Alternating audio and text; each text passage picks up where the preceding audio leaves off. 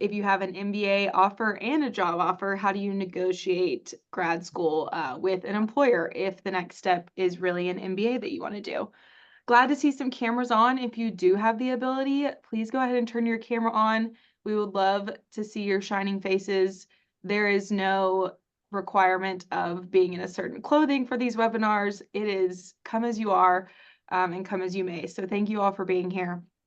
Some quick housekeeping things. If you only have your first name or first name and last initial or first name and iPhone as your name on here, just please go ahead and rename yourself, or if you don't have the ability to, just shoot us a chat and let us know your full name. We want to make sure we record your attendance here today so that we can get you that information post-webinar. And we will also be covering a little bit about the MBA program, engineering MBA program first, just to go over some housekeeping details if someone isn't aware of the application deadlines and things of that nature. So we'll get started. Starting with intros, I've already introduced myself. Happy to be here. Different last names. Apologies for that. Marla Collins. Sarah, would you like to introduce yourself real quick? Yes, I would, as I quickly unmute and put video on. Howdy, everyone.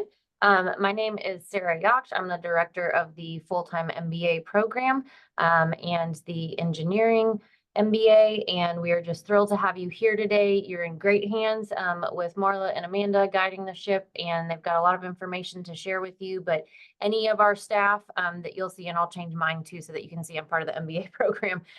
Any of us, if you've got questions or want to just drop something in chat, we're happy to answer that as well. But welcome and happy to have you here. Awesome. And Haley Welch is our program coordinator. She is working on some other things today, so wasn't able to join us, but she is also a huge part of our team here. And then Dr. Katie Sober, would you like to introduce yourself? Sure. Hi, everybody. Yeah, happy to answer any questions anyone has about the application or admissions process. And thank you all for being here with us today. Lauren. Howdy, everyone. My name is Lauren Ham, and I'm the admissions officer here for our College Station MBAs. So the standard MBA, dual degree MBA, and then the engineering MBAs. Perfect. Thank you all so much. And Amanda, I will hold for you to do your intro in a little bit once you start the meat of the presentation today.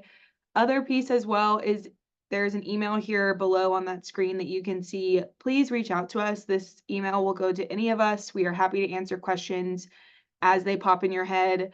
If you wake up at 3 a.m. in the morning and think of a question and you write it down next to your bed on a notepad, like a lot of us do sometimes, please just email it to us. We are happy to answer anything that you might have. And during this time, just drop questions in the chat. We've got a team answering it on the back end, or we will also answer it for the whole group to hear. So some quick basics. Want to make sure everyone here understands that the engineering MBA is a comprehensive MBA curriculum covering all of the subjects you see there on the screen. So we've got accounting all the way to business strategy. This is the same exact degree as our full-time MBA degree. The difference will be that you are in a cohort purely of engineering MBA students. So you are with your peers that you either know from your undergraduate degree or probably some that you have never even met. Our students that are coming in this fall, many of them never knew each other because of how large College of Engineering is. So that's really fun to meet people who are peers that have been through the same rigorous curriculum in undergrad as you have, but also kind of getting that new business acumen all together and moving through the program all at once. A lot of things that we talk about and we build upon in the program, but definitely talking and improving negotiation. We will talk a lot about that today with Amanda. Communication and leadership skills. We actually have a course dedicated to leadership in our program called Individual Leadership Development. We say ILD here in Engineering MBA, and it is a course that spans the whole time in the program where you are consistently gaining leadership skills and developing that leadership piece of yourself. Expanding your career options. This is a big piece that Amanda has talked about a lot of how It's going to accelerate the career paths of students who come into this program. We're excited to work with a lot of employers and specifically have some employer partners in the future who are excited about this program. We've already talked to a lot, and Amanda's doing a lot of work on that end to make sure that it's clear what your career options are post-graduation. There is a dedicated MBA career advisor for this program. So it is an exciting opportunity to be able to have that one-on-one relationship and also the ability to access that person with a much smaller group compared to you all have some amazing undergraduate career advisors right now. We also know there's a lot more students divided up between those. So coming over into the MBA program, you have the ability to have a more personal relationship and individualized relationship with that career advisor. It is a 1-year program, so it's accelerated again. You have a fall, spring, and summer semester that goes in order like that with the cohort. And the current cost is $63,000. That is subject to change based on Texas A&M tuition and fees. So as soon as, and we always say here, as soon as we have that information of subject to change, we make sure that it's known. But again, always subject to change with that current cost. All admitted students are considered for scholarships. They are not guaranteed, but they are considered. Every student that comes through our program is considered for a scholarship, just not guaranteed. So I wanted to go through some rounds. I'm going to populate all of these on the screen real quick. So our priority application round just closed on July 15th. So for those of you on here that did apply, thank you so much. We're excited to review those and get you your decision by August 1st. And then you are receiving priority consideration for admissions and scholarships, and you did receive an application fee waiver, which is great opportunity there. Our round 1 application will go live on August 1st. So this is a typical what we call business CAS application. We're going to go over some details of what is required there, but you would want to apply to that by October 15th. Again, receiving consideration for admissions and scholarships from a what we would say maybe semi-priority, because then we go into a rolling admission in round 2. And that is receiving space as available consideration for admission and scholarships. So round 1 is, if you have not applied, round 1 is a great option to receive that priority consideration or that consideration outside of the rolling application. Here is the online application and what that looks like. So like we said, the priority application has already been rolled off and that due date has passed. However, that standard application does open on August 1st. We will make sure everyone is aware of that, and you can also find it on our webpage that Katie actually just dropped into the chat if you wanted to bookmark that. The standard application for round 1 will require the online application through Business CAS, resume, transcript, and then an application fee, which is $75 for domestic students and $100 for international students. That transcript, and Katie, please speak up if you need to correct me, but it can be an unofficial transcript, so one that you can download via Howdy and just attach to your application. And this is step 1 of what we like to call the MBA 2-step of the application process. And step 2 is typically a video pitch, what we call. So you would receive a link post completing the Business CAS application to a video pitch link where you're answering a few questions for us to help us get to know you a little bit better. From engineers' perspective, you all can appreciate efficiency, and this is our way of efficiently getting to know you, having an interview, but not utilizing that face-to-face just because of the sheer volume of applications we are receiving. We want to make sure to use everyone's time efficiently, and we also want to make it as easy for you as possible to submit that application and to get rolling throughout the engineering MBA process. Before I turn it over to Amanda, Katie, Lauren, and Sarah, anything I missed there with the quick intro before Amanda gets rolling? I would say we are happy to do a free, resume or transcript review before you apply. So if you have any questions about, does this resume look good? How does my transcript look? Anything like that. Feel free you can send those to that MBA programs email that we put up at the beginning of the session. And our team is happy to give those a look and then recommend any necessary tweaks or whatever we can to help make your application as competitive as possible. That's a good plug. And I would say too that we also will utilize those career professionals that you have in engineering too before sending that over to us. We would really love for you all to link with them. Amanda does an amazing job of communicating with them what we want to see through our resumes and our application pieces as well, especially even the video pitch and what's included there. I will also plug in the chat our Calendly link if you have very specific questions you need to ask myself or Lauren. And then I'll also plug the videos from the past webinars because Amanda did an amazing one about how to do tips for an outstanding video pitch. So I will plug that as well.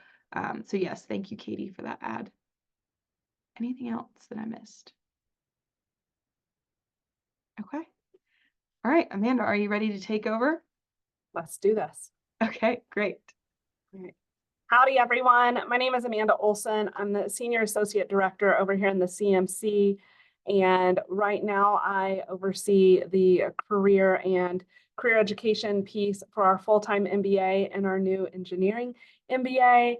I'm excited to share that we're also seeking someone to help with this program that will also be dedicated to just the engineering MBA students. And so I wanted to talk a little bit today about those instances where you are specifically coming off of internships and now you have multiple offers on the table. You have that offer to come and join us in this amazing new program or to go to work full-time and then maybe potentially come back for your MBA a couple of years later. But I do want to put the lens on that this is specifically for those who are coming off of an internship. What we do know is that while you might have recruited in a non-internship capacity, maybe you went to career fairs, maybe you recruited through networking or other sources. If you have recruited and received an offer without doing an internship, those companies will hear you out, but are less likely to make the commitment to defer that offer or help support the offer of the MBA than those that are focused because they've seen you through the internship on making sure that you come to their company because they've seen your work. So I want to make sure that that perspective is put on there, that this is primarily from the lens of students who have done an internship with a particular company and are now receiving offers to make up their mind on whether they work full-time or come to the MBA first. And so from that lens, the first thing that you really need to do is make sure that you understand what commitment you have to that employer, which is understanding yourself through reflection and some research, what loyalty and long-term vision you want to have to that employer, because you want to be able to articulate that clearly to them and help the employer understand what is in it for them. So you want to really be able to understand and assure them of your commitment overall to that employer by telling them what's going to strengthen your ability to work within their organization. We do anticipate that most of these offers are going to be engineering roles, right? And so understanding what helps you stand out as an engineering MBA student, understanding what learning you're going to bring to the table. So I would ask you to reach out to Marla to make sure you have the full curriculum and understand what you're going to be learning.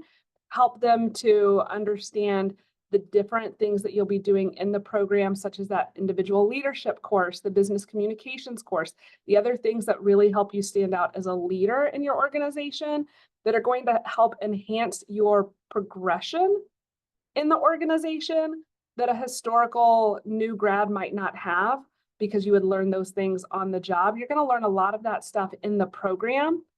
And so understand what that application of learning looks like. And then also understand what, again, your commitment to that organization looks like. So retention for employers is huge. Employers will spend upwards of $20 to $30, sometimes $50,000 onboarding new staff. So it is a big commitment for the employer to make you the offer and bring you on board. And so sometimes what helps for them to understand is what your long-term commitment looks like to them. Think about how you can address that specifically by doing that additional research on that company's retention. Maybe you connect with people already in the organization who have been there for a while and understand their why. What has made them stay at that organization for a lengthy period of time? What are those things that would help you to also stay at that organization? And then think about how you can kind of articulate that in this, what we're going to kind of call a portfolio that you're going to submit to this employer as you are asking for their support and sponsorship and what comes next for you. So think about those things and reflect on what commitment you want to have to that employer and how that curriculum aligns with that overall organization, not just that first step. Specifically, if you're going into maybe analyst roles or, again, entry-level engineering roles in which there's not a lot of business acumen that's required, help yourself to understand that so that you can help the employer understand how it aligns as well. Right, Marla? Next. So things that you are going to bring to an employer as an MBA, as an engineering student with an MBA. So initially, it's going to be that enhanced skill set. A lot of engineering students don't have the opportunity with these very big degree plans that engineering students have to take additional leadership or management. They almost never have a finance or strategy involved in their curriculum. And so things like that are going to equip you with advanced skills in these areas that will directly benefit the employer. So again, understand what that employer's long-term vision is. There are different places that you can find that on their website, or you should have learned a little bit about that overall during your internship. But I would definitely encourage you to understand where those things are and then look into those things as you're going through the internship, or maybe you're halfway through the internship, that will help you to enhance their overall value and impact as they bring you on. The other thing that you want to be able to articulate, so again, a lot of reflection on your part right off the bat, is how you emphasize that the MBA is going to prepare you for those early leadership roles. And keep in mind that leadership isn't a title. Leadership is an act. And so you can be a leader from the very bottom of the ladder, you can be a leader from the middle of the ladder, and you can be a leader from the top.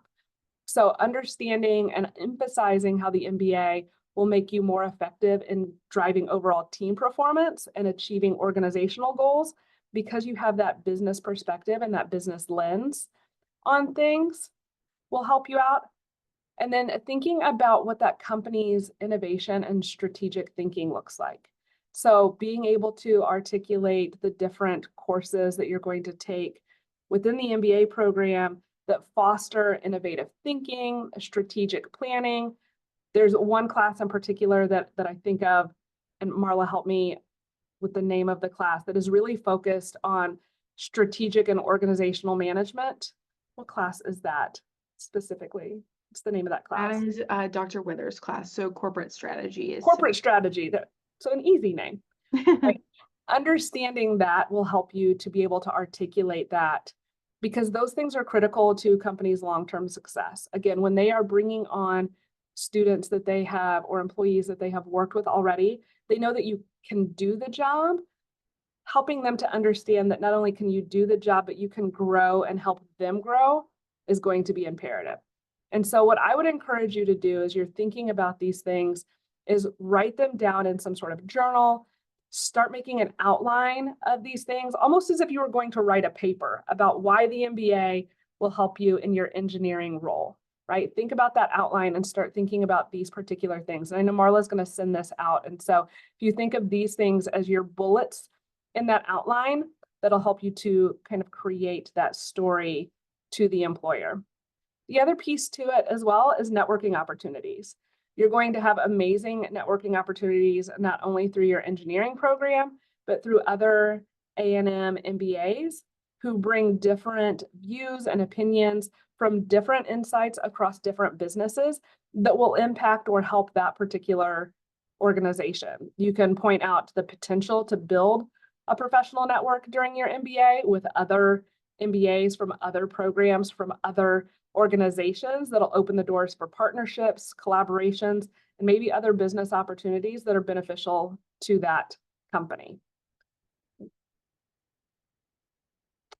So things to think about when you are thinking about how to ask the employer for what comes next for you. There are a couple of things that you can, there are lots of things that you can ask for, but just putting it out on the table, some of the things that pop off right away to me is partial funding. So how do I ask for them to financially support the MBA in some way? Complete sponsorship, which is, hey, if you pay for this whole degree, I will do X for you in return. Or even asking for that deferred employment. I really appreciated the time here. I want to continue to work with X company, but I think this MBA is going to help me. And so I'd like to ask for that deferment until they graduate in August, correct, Marla?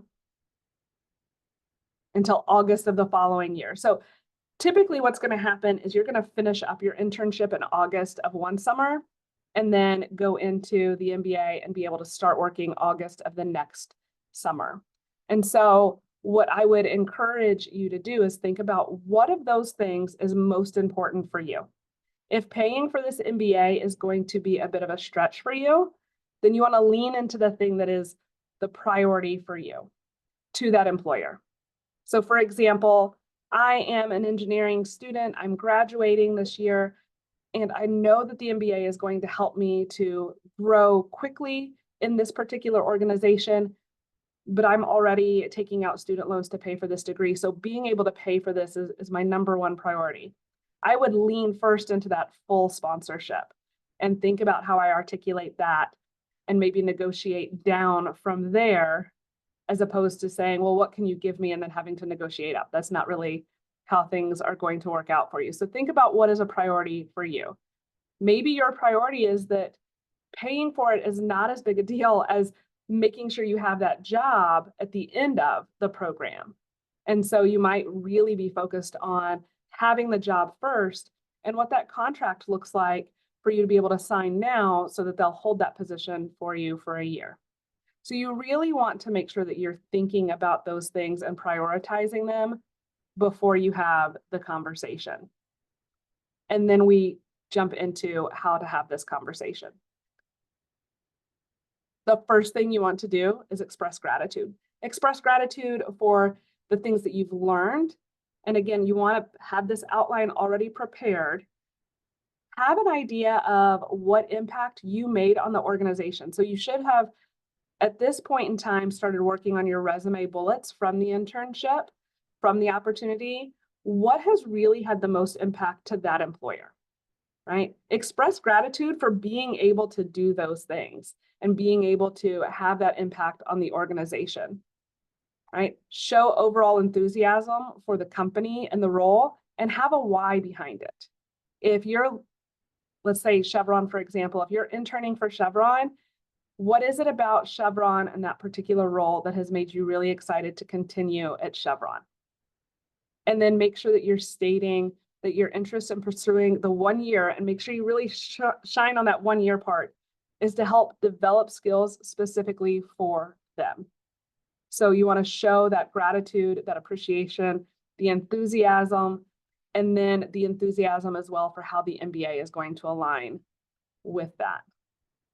Make sure that you detail the skills and knowledge that you'll gain during the MBA. So again, going back to that initial reflection of understanding what the curriculum is, understanding what that organization's goals are from a strategic and a mission view, understanding what that department's mission and kind of goals are so that you understand how to highlight those things and how they align with the company's overall vision. And then again, be able to articulate what your commitment is going to be. You can say bluntly, If you do this, I would be willing to commit the next 3 years to this organization.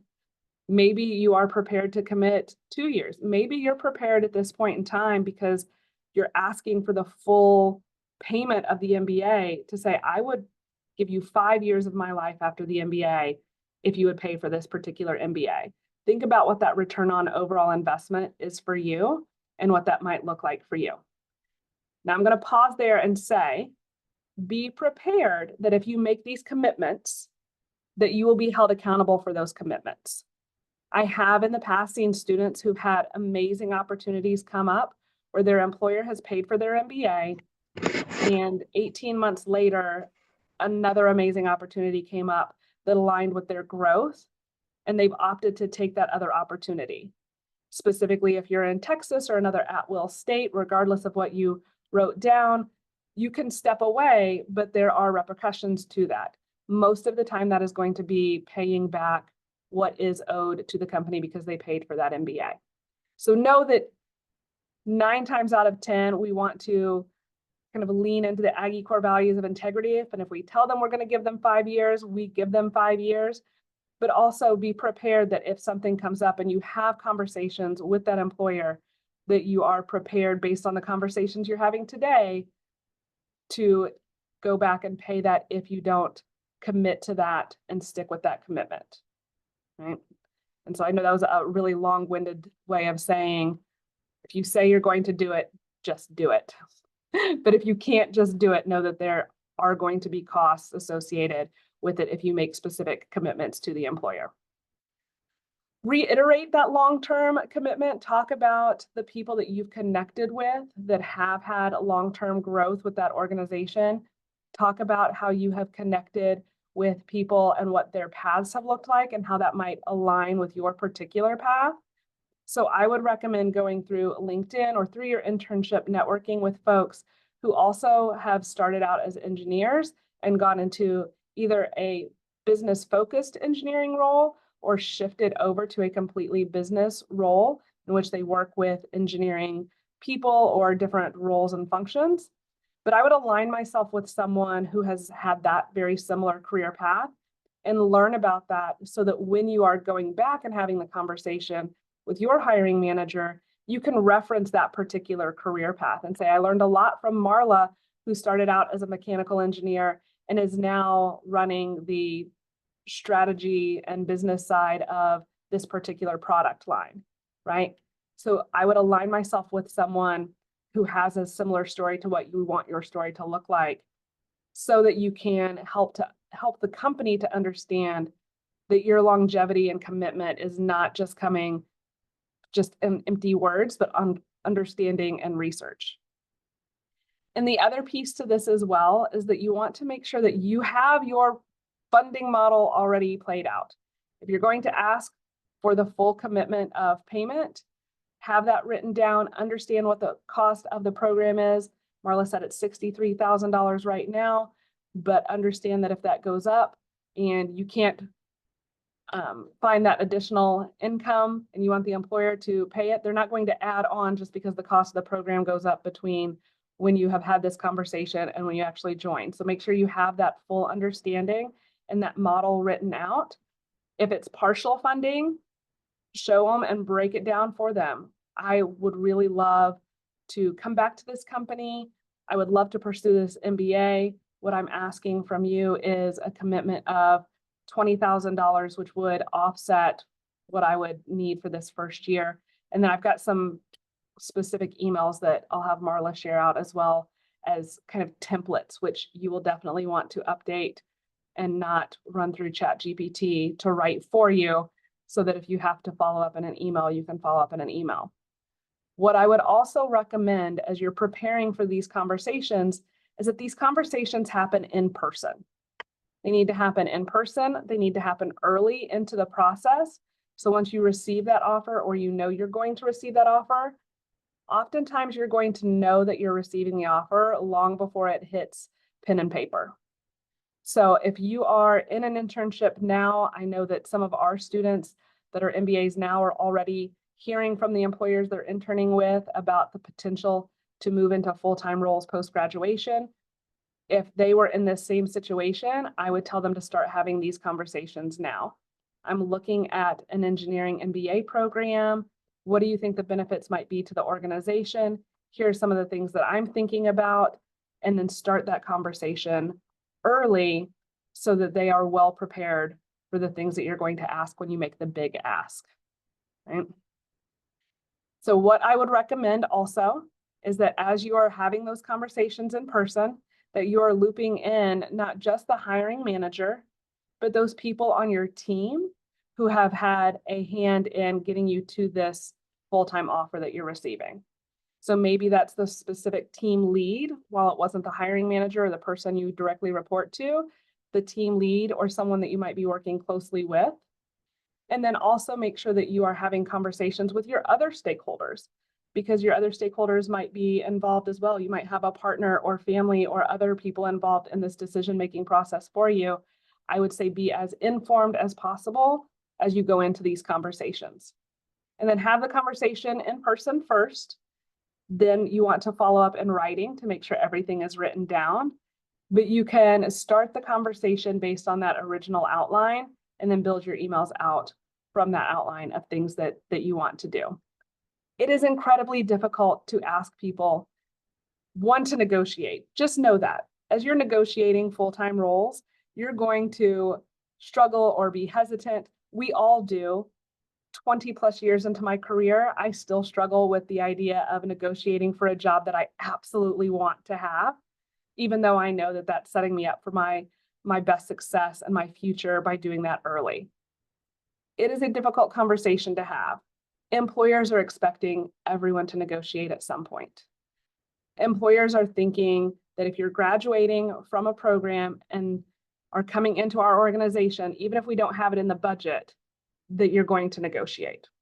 A lot of employers will share up front, hey, we're hiring a cohort of new staff, meaning everyone who entered this summer, or maybe not everyone, but of those who intern this summer who get full-time offers, they're all going to start on the same day, they're all going to make the same amount of pay, and all of their benefits are going to completely align.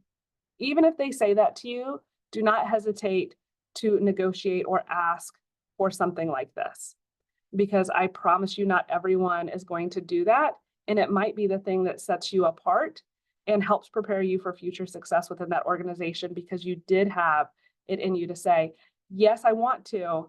I know and understand what it historically looks like, but let me show you how I'm going to set myself apart by getting this one-year degree, and here are the benefits to that. And so those are some things to think of.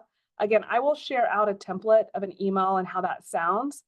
But if we go back to, Marla, can we back up the slides just a bit?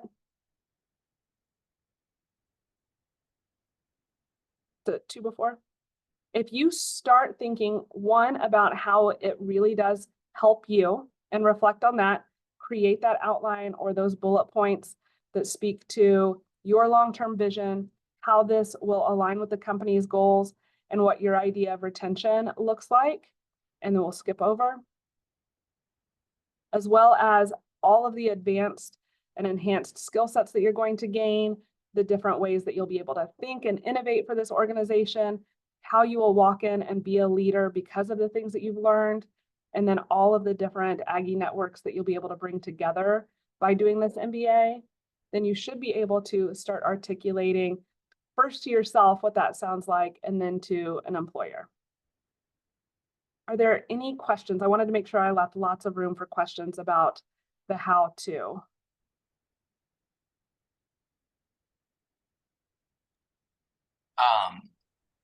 Typically, if I was getting an offer, it would be at the end, like at the end of this internship, which would be a week into August.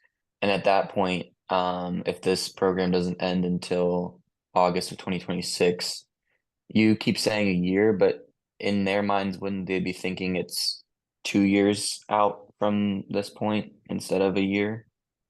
That is a great question to bring up. Yes.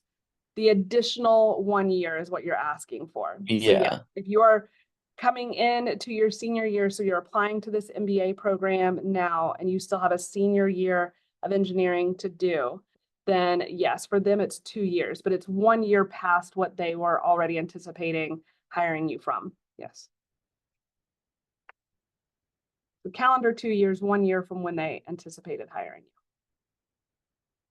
It's a great question, Luke. Thank you.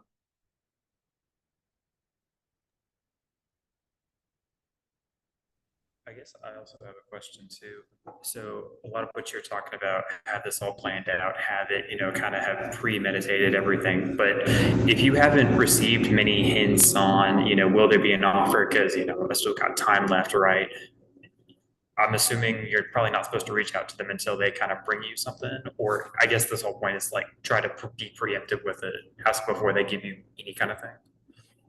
So if I understand the question is, should you bring up the MBA if you haven't received any kind of thoughts on whether or not they're going to bring you on full time? Something like that, yeah.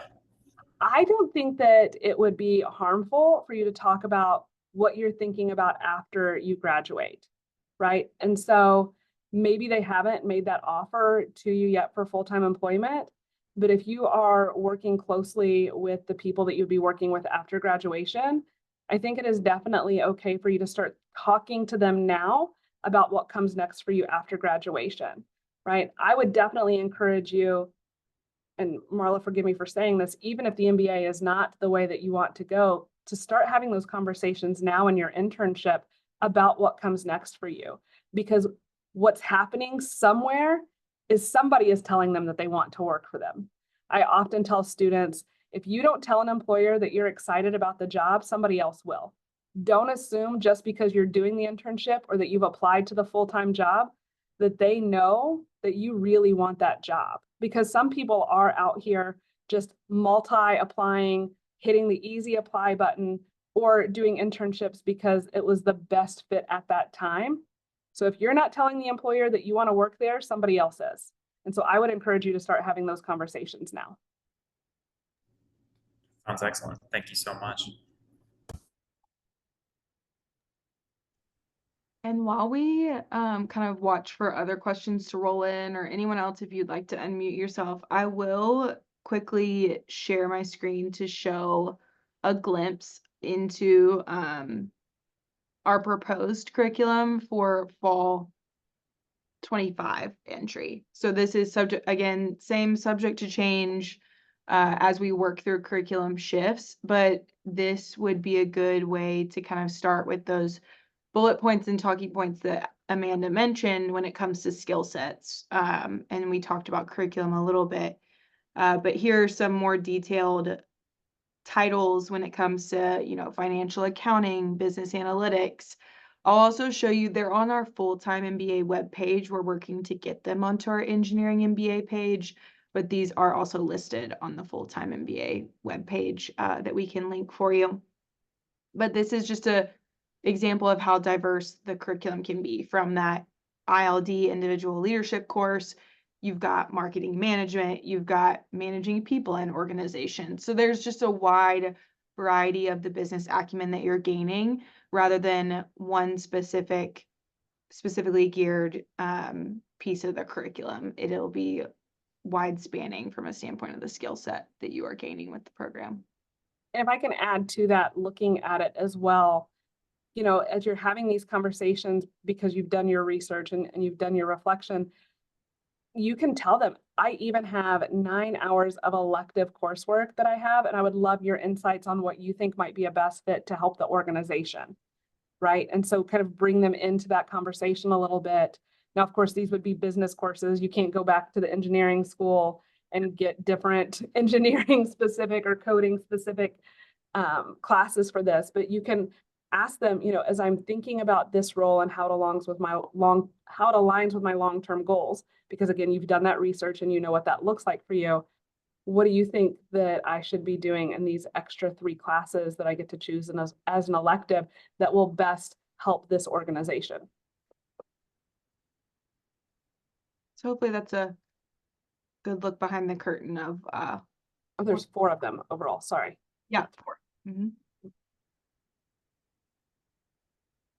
What other questions do y'all have for Amanda when it comes to negotiating with employers, or for our program staff when it comes to just any engineering MBA application or program questions?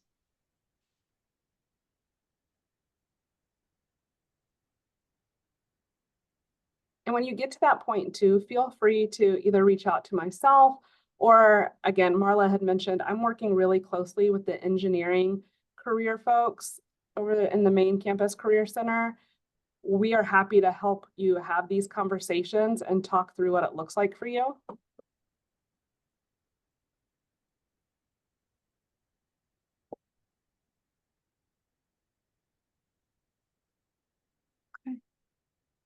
If there are any more questions, that is our presentation for today. Lauren did put in the chat earlier the Calendly link.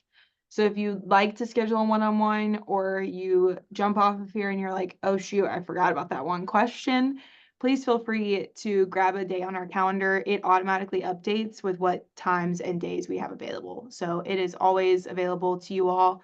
Also, I'm going to drop in the chat our YouTube channel. It's got a full playlist of kind of our past webinars, and this one will also be going on there. I'll also be sure to send this recording out to all of our attendees for you all today. Any other questions today? Okay. Dropping that YouTube playlist as promised. And we will hang around if people have individual questions. We're happy to chat briefly, but we hope you all have a great rest of your summer, a great rest of your week.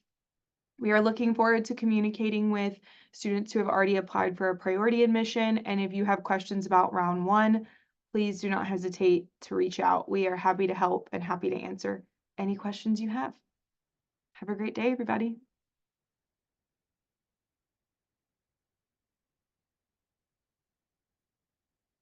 Thank you all so much. Have a great day. Thank you. You too.